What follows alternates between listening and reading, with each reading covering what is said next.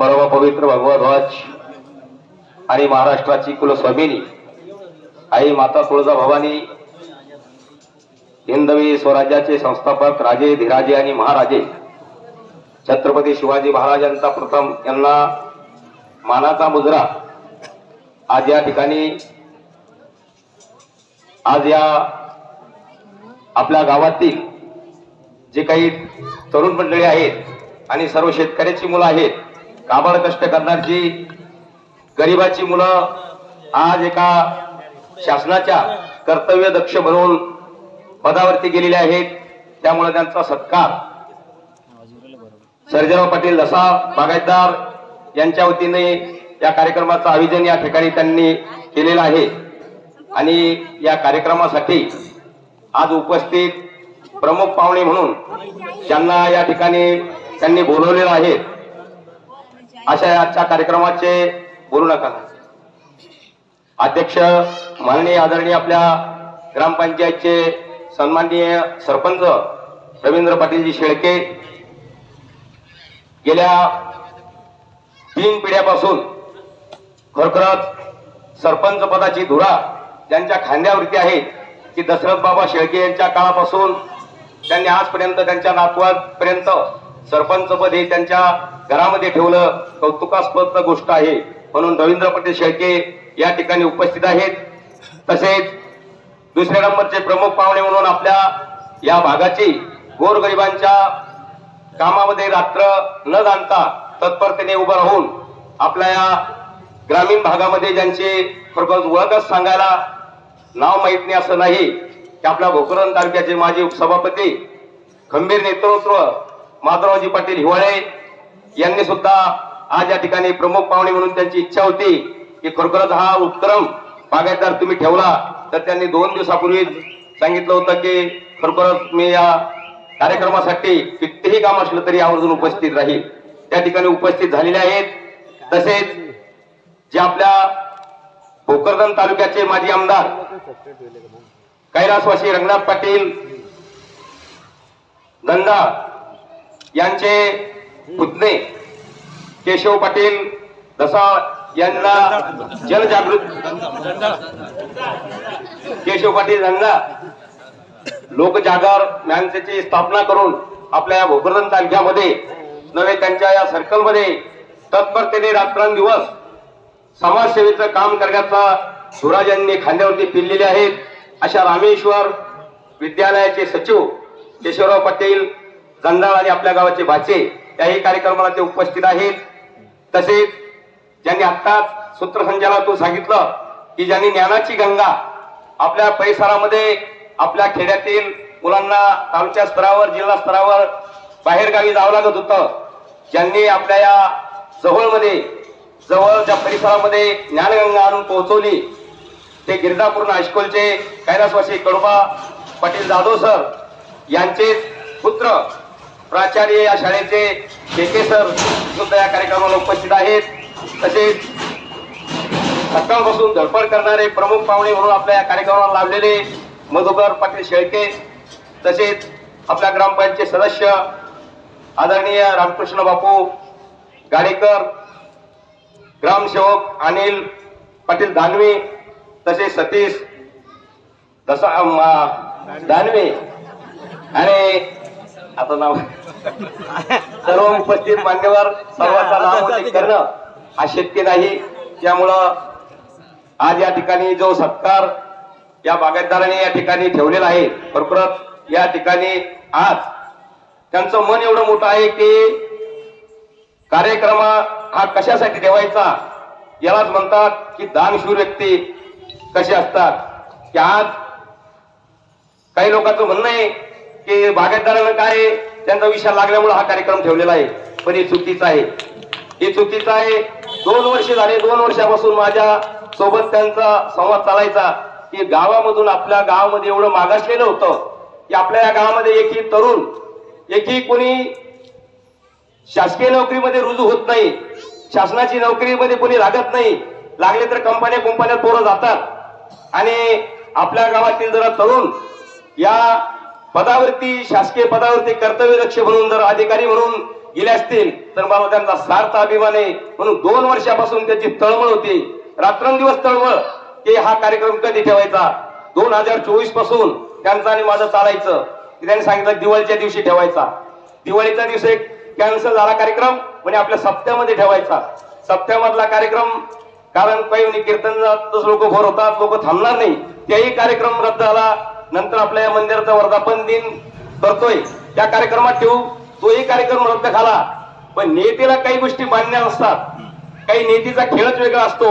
म्हणून योगायोग हा सुवर्णयोग आज या ठिकाणी आलेला आहे. आणि या सुवर्णयोगामध्ये विशाल दसा आणि विद्या या त्यांचे पुतणे आणि पुतण्या हा खरोखरच एक नामांकित डॉक्टर म्हणून, MBA डॉक्टर म्हणून ते रुजू झाले आहेत. त्यांच्यामुळं आज हा योग काहीतरी नेत्यानेच आजपर्यंत रोखून धरला असं मला या ठिकाणी म्हणायचं आहे. सर्व सत्कार ज्यांचा या ठिकाणी झालेला आहे त्या सर्व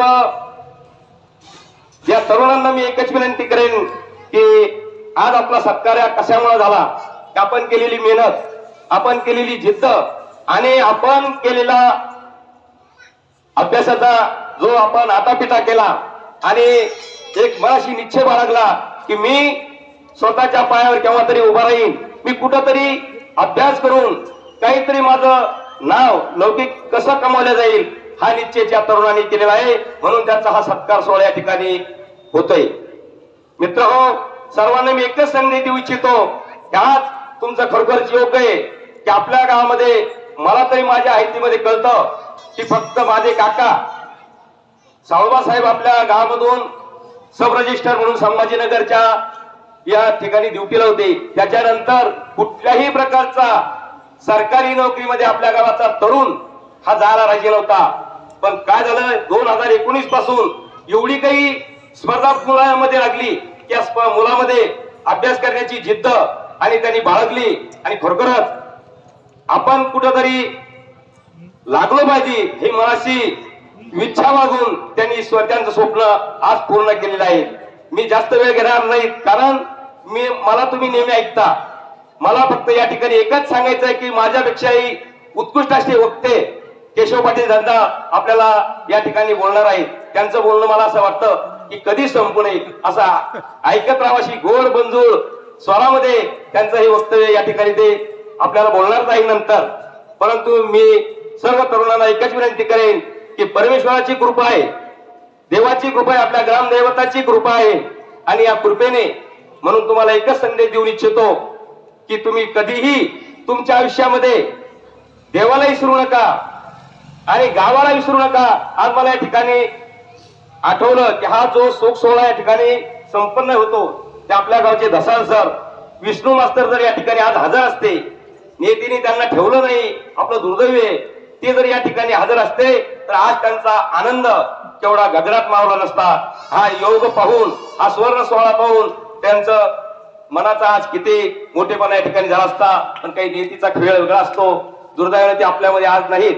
म्हणून मला त्यांच्याविषयी असं सांगायचं आहे की ते जरीही भोकरदनला राहत होते, भोकरदनला राहत असताना सुद्धा त्यांनी जरीही ते नोकरी करीत होते पण गावाची नाळ त्यांनी कधीच तुटू दिली नाही. गावाची नाळ ही कधीच तुटू दिली नाही. एका अंत्यविधीचा जर फोन गेला तरी एवढंही काय असलं तरी अंत्यविधीला ते 45 हजर असायचे. लग्नाचा कोणताही फोन जर गेला तर लग्नविधीला सुद्धा ते हजर असायचे. साध्या एकादशीचा जर फोन गेला तरी सुद्धा ते या ठिकाणी हजर असायचे. आणि त्यांनी एक मला सांगायचंय की तत्परतेने दानशूर सुद्धा मला त्या ठिकाणी त्यांचं वर्णन करायचंय. का करायचंय की 10 वर्ष आपल्या गावामध्ये नाम सप्ताह झाला. त्या नाम सप्ताहामध्ये जसं सप्ताह झाला तर प्रत्येक सप्त्यामध्ये त्यांनी महाराजाचं स्वजन्य घेतलं आणि कितीही खर्च लागला तरी चालतो. पण मला या सामाजिक कार्याची आवड असते, त्यांच्या अंगी होती. मला एवढंच या ठिकाणी सांगायचं आहे. म्हणून मी या ठिकाणी तुम्हा तरुणांना एकच संदेश देतो शेवटचा जाताना. मी जास्त वेळ घेत नाही की आता तुम्हाला दैवयोगाने नोकऱ्या लागलेल्या आहेत म्हणून तुम्ही तुमचे पाय जमिनीवर ठेवा. काही असतं, काही लोकांचे दिवस बदलल्यानंतर लगेच स्वभाव बदल होऊन जातो, लगेच परिवर्तन होऊन जातं. तसं करू नका. आज मी तुम्हाला एक छोटंसं उदाहरण सांगतो की लातूर जिल्ह्यामधील विठ्ठल लहाने नावाचा नामांकित डॉक्टर, तुम्ही नाव ऐकलंही असेल. त्यांची गोष्ट तुम्हाला सांगतो की त्या डॉक्टरनी केवढी जिद्द होती त्यांची, की त्यांची गरिबी परिस्थिती असल्यामुळं काय झालं, त्यांच्या आईला लग्नाला जायचं होतं आणि लग्नाला जायचं असल्यामुळं गरिबीची परिस्थिती असल्यामुळं त्यांच्या आईकडं लग्नाला दुसऱ्याच्या जाण्यासाठी साडी सुद्धा नव्हती. आणि ती साडी नसल्यामुळं त्यांच्या आईने सांगितलं की बाबा विठ्ठल, शेजारी काकूच्या घरी जाय आणि मला त्यांची साडी घेऊन ये.